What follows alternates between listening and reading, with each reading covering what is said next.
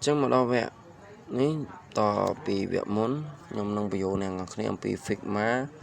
Plugin ta Plugin cái chia với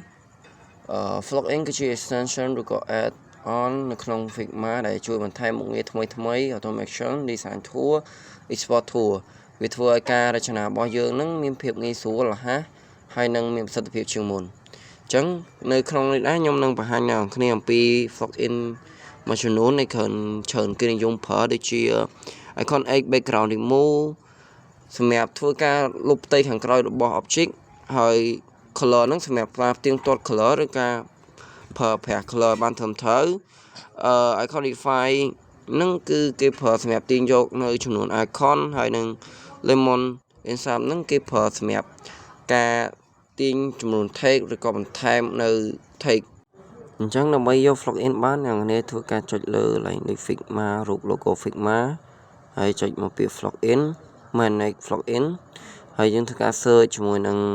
plugin ដែលខ្ញុំបានប្រាប់អ្នកនាងកាលមុនធ្វើការ search icon X background remove អញ្ចឹងតើវាឃើញហើយយើងធ្វើការចុច save មួយហើយយើងធ្វើការ search ជាមួយនឹង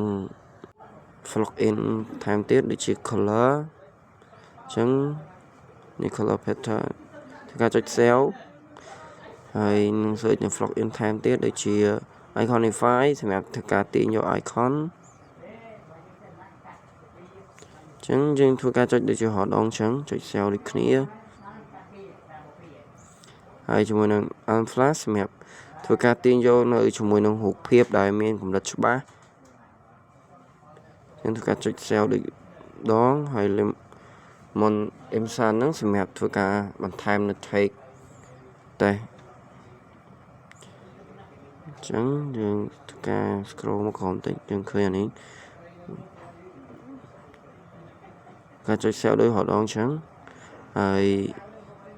នៅក្នុងវីដេអូហ្នឹងក៏មានតែប៉ុណ្្នឹងដែរខ្ញុំនឹងបញ្យល់អ្នកគ្នាពីការប្រើប្រាស់ plugin ហ្នឹងនៅវីដេអូក្រោយ